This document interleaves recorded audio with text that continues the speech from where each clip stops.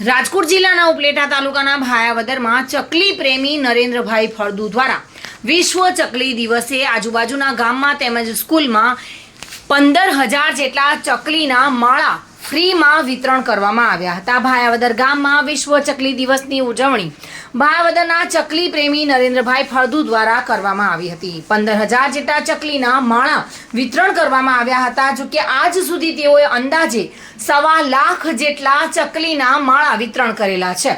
છેલ્લા 4 મહિનાથી આજુબાજુના ગામડાઓમાં 25 જેટલી સ્કૂલ અને આજુબાજુના 40 જેટલા ગામડાઓમાં પોતાની ભારે જહેમતથી ચકલીના માળા લગાવ્યા છે।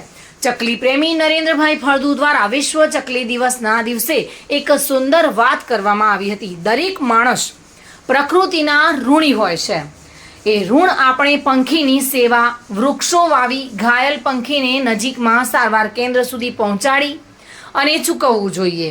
આ વિશ્વ ચકલી દિવસે નરેન્દ્રભાઈએ દરેક લોકોને એક અપીલ કરી હતી કે આપણે વિશ્વ ચકલી દિવસ એક દિવસ નહીં પરંતુ 365 દિવસ ઉજવવો જોઈએ। આપણા ઘર આંગણાની રીસાયેલી ચકલી ફરી એકવાર આપણે આંગણે આવે અને કલબલાટ કરતી જોવા મળે।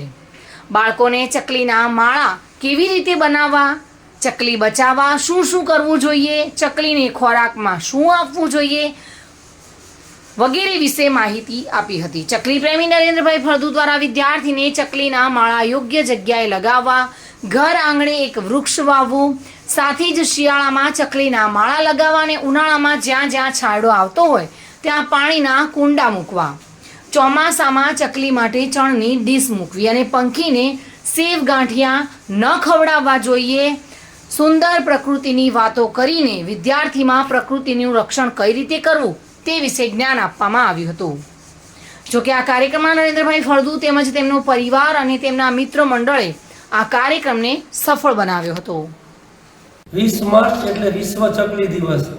વિશ્વ ચકલી દિવસ 2025ની ઉજવણીના અંતર્ગત અમે જામખંડોળા અને આજુબાજુની 25 જેટલી સ્કૂલો અને આજુબાજુના 40 જેટલા ગામડાઓના દરેક બુકમાં ચકલીઓના માળા લગાડ્યા।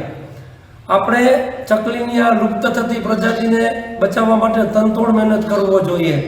અમે બાળકોને સ્કૂલમાં જઈ અને માળા વિતરણ કરીએ છીએ અને એક જનજાગૃતિના ભાગરૂપે રેલીનું આયોજન કરી અને બાળકોમાં પ્રકૃતિના સંસ્કારનું સિંચન થાય।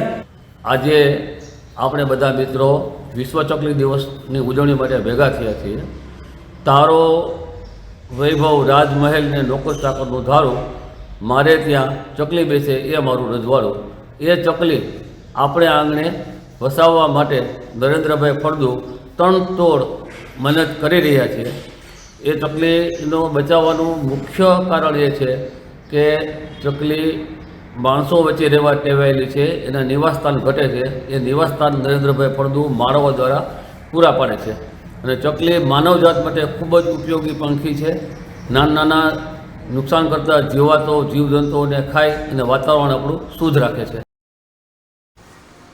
સરફરાઝ કોડી સાથે bureau report, today Gujarati news.